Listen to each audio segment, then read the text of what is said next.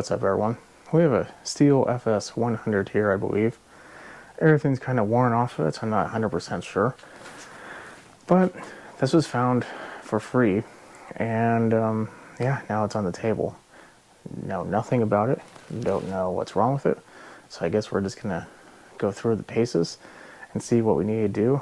I'm assuming we have to buy a new carb, don't know, but it's seen better days. But as long as it runs and works, who cares, you know?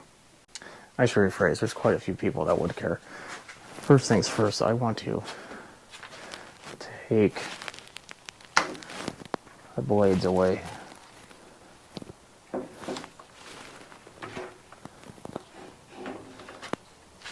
There we go. Perfect. And see if there's any fuel. There is no fuel. Well, is the primer bulb good? Could be better, but it's also not broken. Probably will need to be replaced. Let's give it some fuel. Let's see what we can do with this. This is non-ethanol Echo Red Armor oil. Only oil I will ever use. So much so, buy by the gallon. Okay. Let's see if it primes. Oh, it is. Did we get lucky with this one? The person just didn't want it. Maybe the person upset their significant other and their decision to get them back was to throw away all their yard equipment.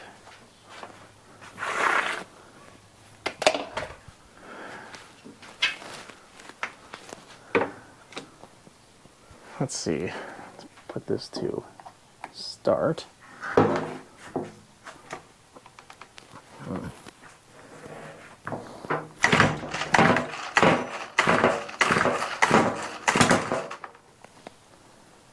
It is on choke, yeah, okay.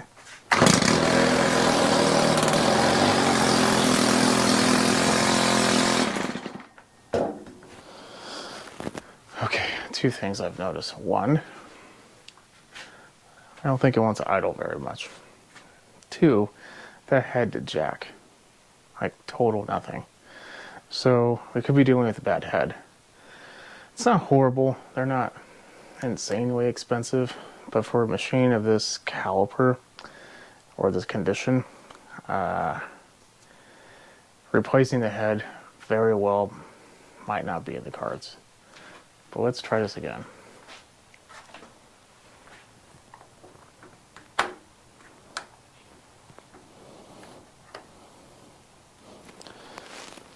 could also be the fact that these do get gummed up. Maybe it just needs a good cleaning.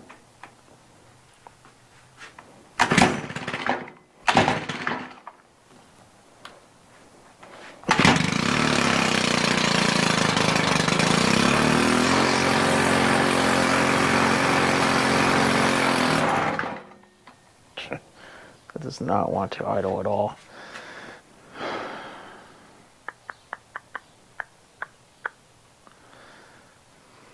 Could very well be that idle's too high and the head is kind of tore up.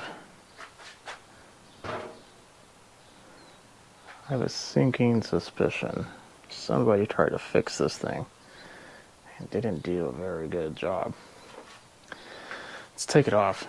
And take it off is just two screws. Pretty simple. But what I'm talking about is this. See that nice bow? It's not supposed to be there. Let's see if these even move. You really shouldn't do this, but it's one way.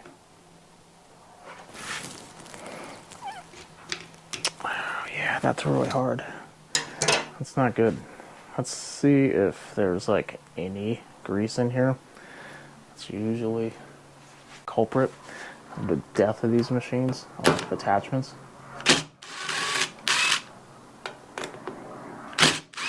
I also tried the power head. did the exact same thing. So we are probably going to need a carb. I don't even bother to clean those. There's one piece in there I just don't carry, and it's always bad.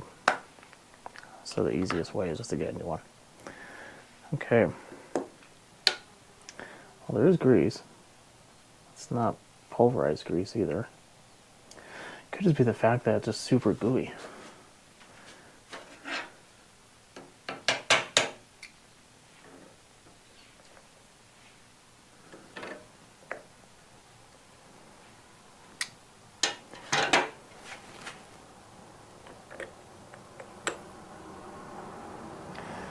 I'm not seeing a whole lot of bad in here.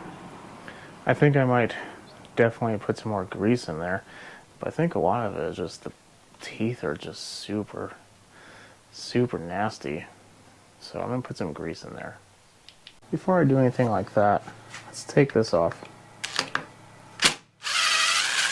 You might clean. Oh, this one was stripped. That's nice. That one also is stripped. Definitely think that is causing a lot of our problems right now. Don't really want the grease to get everywhere. Just gonna put this cover on momentarily.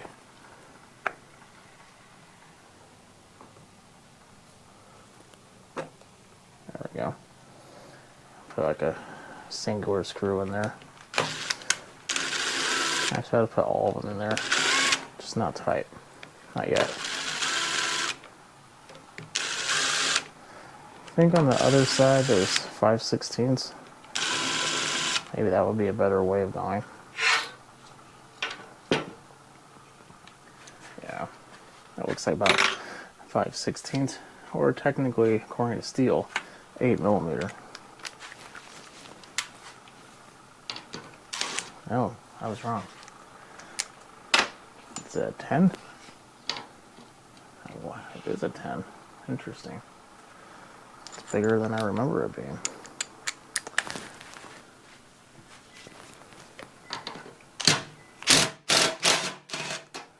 Huh, that worked. That's surprising. So that one. That one was pretty decent. 2 in the end. All these are pretty good. Okay, well, that was nice.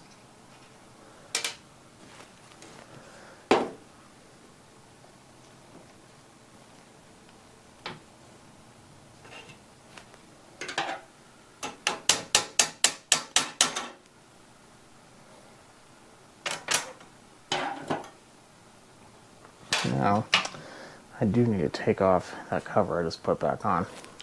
There's a cover, it's a little plastic cover, and also one final screw right there. And then the whole thing came off. So that's good. Now, we need to see how dirty it is, and that is our problem. So far, it's all that I'm really seeing. It's just dirty. Just gonna leave that the way it is.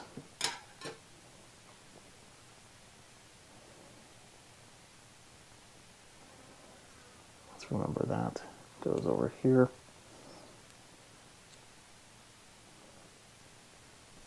So you have this smaller other plate that goes where the screw was.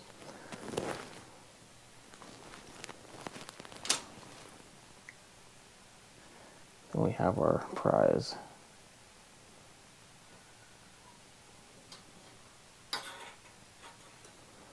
It seems pretty decent. Okay, so before I thought I was going to spin, so I put a little bit of grease in there, and then I realized I should probably look at the blades. And I decided to start looking at it. Inside of here, and by the way, I only had high heat grease, so I started looking in here. This has little tiny needle bearings in it, and it's busted. Top one was missing one. Seemed pretty complete. I was thinking maybe I got lucky. I was able to put it back in. No, definitely not lucky. The one at the bottom is like almost completely just destroyed. In addition to that, that came out of here, which is part of this. So this whole thing is pretty much garbage. You can't really buy a whole lot of parts for it, and when you can, they're expensive. So I'm going to do a little quick research on the internet. Well, I think I might save, if I can, it's this pinion gear, or is it the other one? Whatever this is called, I forget. That, I think, is the same part number as one that is in a normal hedge trimmer that I've been waiting for parts for a while. Because it's really hard to find that, because it's an older one. So I might just take that up, and one day we'll work on that. But until then, I think we found our problem. So before we even consider doing any carb work or purchasing, we need to see how much this is. Bad news. So for whatever reason, I can't really find one that doesn't have a section of line that would go into a normal combi unit, but that's fine. I could just take it out. No problem.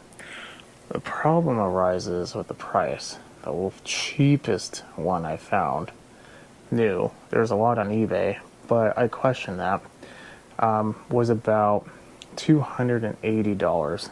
Now, let's break that down. I got this for free. That's good. The bad part is it's going to need a new carb or at least a kit. It's roughly about anywhere between $12 and $20 for an aftermarket carb or kit. So that's okay.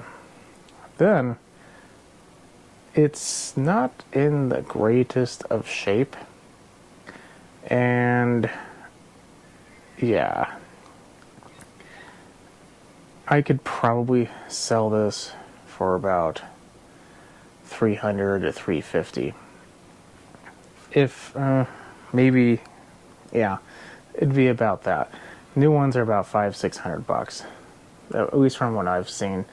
Based on this, it's really hard because it's really hard to find one exactly like this. I see a lot of combi units, and then, you know, that's a little bit of a different price. But usually, like, the power head goes for one price, and you have to buy all the attachments and whatnot. So let's just say like $600. There's no way I'm getting more than $350 for this. It would be a miracle.